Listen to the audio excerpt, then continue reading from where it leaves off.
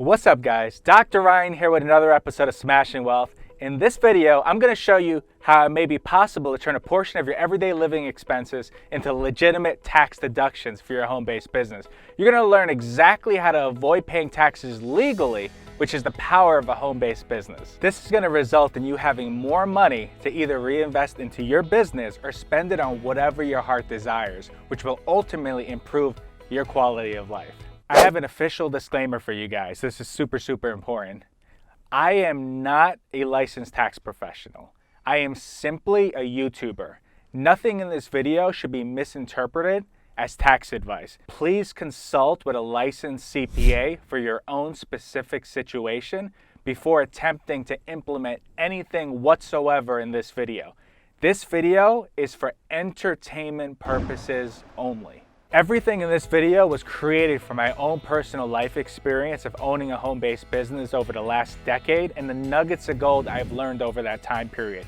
My goal is to get the wheels in your head turning and to realize the vast potential of untapped possible tax savings that you can reap.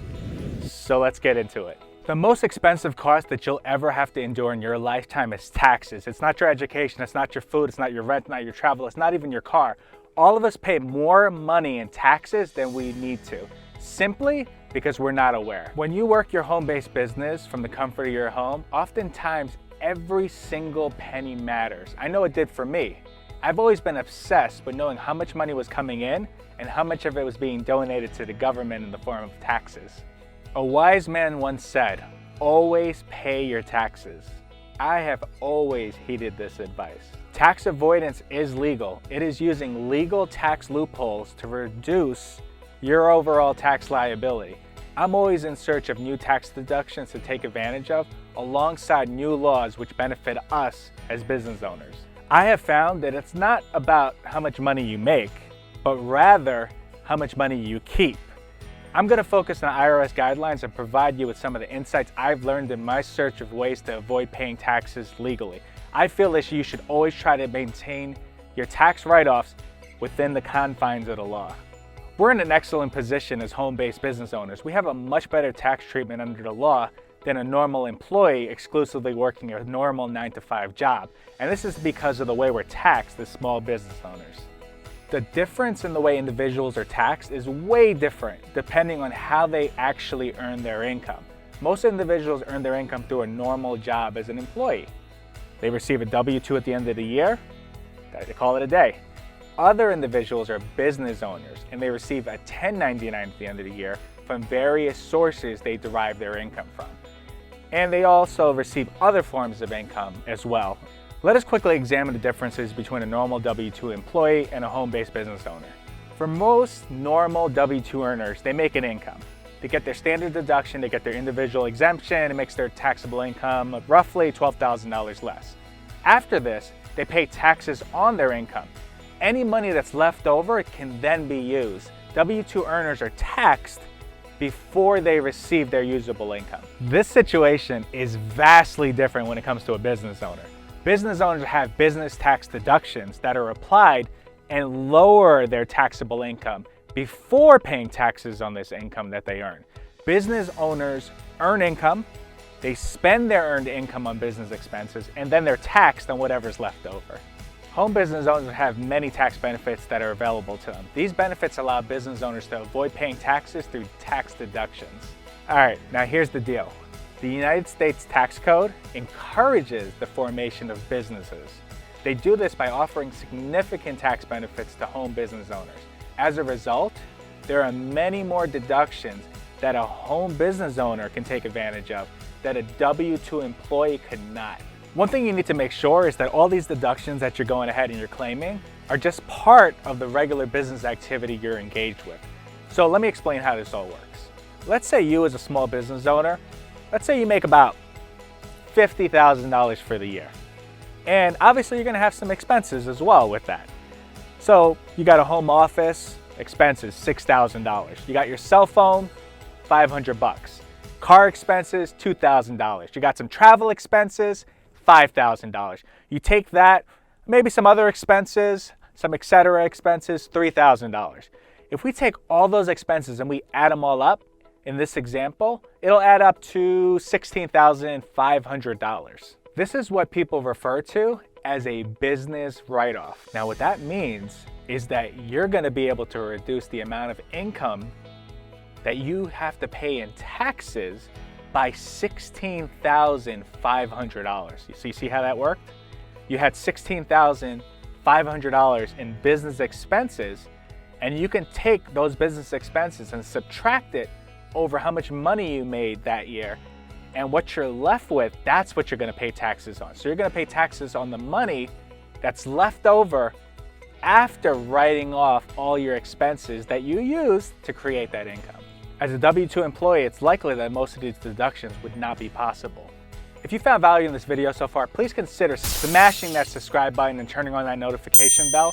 This way you'll be notified anytime I release a new video. And if you're feeling extra generous, feel free to lightly smash the like button as well.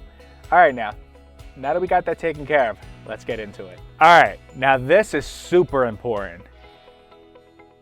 Do you have a hobby or do you have a business? Can you actually qualify to take these deductions? You see, a lot of times the IRS will look at anything that you call a business, and they are going to make a judgment on whether it's a hobby or it's a business. And you need to figure out what you have. You need to know whether it's a hobby or a business. When it comes to looking at, are you running a business, there are two things that really stick out to me. The first thing the IRS is looking for is, do you have intent to make a profit? Do you actually want to make a profit? You see, a lot of people, they have hobbies. They might do some woodworking on the side. You know, they make a couple of things in the garage. It's more of a hobby. They don't really care whether or not they're making money on it or not. They're just having a blast making it. And to the IRS, if you don't intend on actually making a profit, your intentions aren't for your business venture to be profitable, well then you have a hobby on your hands. You don't have a business on your hands. There needs to be that profitability, that drive to make money. The fact that you're putting these expenses forward and you're spending this money on expenses and you're claiming it as deductions, it needs to be profit driven. The other thing you need to look at is, are you running your business on a regular, consistent basis? You know, when you look at your operation, are you just kind of like doing it, you know, a couple hours this week and you're getting things done, you get all excited, 3 weeks goes by, nothing happens, nothing's happening in the business, there's no activity. And then all of a sudden you're like, okay, I'm back to work, I'm working. And then all of a sudden you're not doing anything anymore. And because if you're not consistent and you don't have regular activity, that's not regular activity on a consistent basis. You see how that works? So you really want, at a minimum, I would say, in my personal opinion, you want to be putting at least, 4 hours a week into your business consistently. That doesn't mean 4 hours this week and nothing next week. That's not 4 hours this week, 4 hours next week, and then the next 3 weeks you're taking off. You need to have a regular, consistent basis of building the business, along with that intent to make profit. Now, what happens if you don't run your business on a regular basis? You're not consistent. You didn't have any intention of making a profit. Whether you made money or you didn't make money, it didn't matter to you. Well, you don't have a business. You don't meet the standards of operating a business in the law. So what will end up happening is your ability to claim tax deductions is going to be restricted. And the IRS is probably going to classify your operation as a hobby. All right, so we keep talking about business expenses. We talk about deductions. What does this all mean? Well, how would I determine if a business expense is deductible at the end of the day? Well, if you look at the IRS guidelines on the IRS website, it says that for a business expense to be deductible, it needs to be ordinary and necessary. All right, so now let's take a look at what is an ordinary expense. What does that terminology even mean? Ordinary expense is one that is common and accepted in your business. So you're a salesperson, you take people out to Dunkin' Donuts or Starbucks, do your presentation. That's when that expense is something that's common and accepted in your trade or business. And that's something that the IRS might look at and say, okay, this makes sense. This is the kind of expense that a salesperson would have. Now, a necessary expense is an expense that will either produce a profit or increase your market share. So it's an expense that's going to help you make some more money or expand your reach on getting some of that market share for yourself. And you also need to ensure that there's a business purpose behind the expense that you wish to deduct. There can't be a personal purpose. There needs to be a business purpose. Pro tip time. You want to maintain separate business and personal expenses, completely separate accounts. Like the way I do it is all my personal finances go through one account and all my business finances go through another account. This will help you keep your books clean. Keeping a separate bank account altogether for any income you generate also keeps things nice and tidy. Use a separate credit card to pay for any business-related expenses. This way it's easy to identify what a business deduction is and what a personal use of income is. You'll thank me come tax time. Now here's the biggest tip of all. Hire an accountant. Hire a licensed CPA. You can listen to videos all day long on YouTube, and that is never a substitute for hiring a tax professional or an accountant to do your taxes. They can analyze your specific financial circumstances and put you in a position to maximize your tax savings. Again, this video is for entertainment purposes only. This is not financial advice. This is not tax advice. The only person that can give you tax advice and financial advice is a licensed CPA, so make sure you get one. And if you've taken advantage of any of the deductions, let me know which ones you've used before down below in the comment section. I read every single comment, and if you take the time to leave a comment, I will respond to you. If you've made it this far in the video, please consider smashing that subscribe button and turning on notifications to be alerted when I release future videos.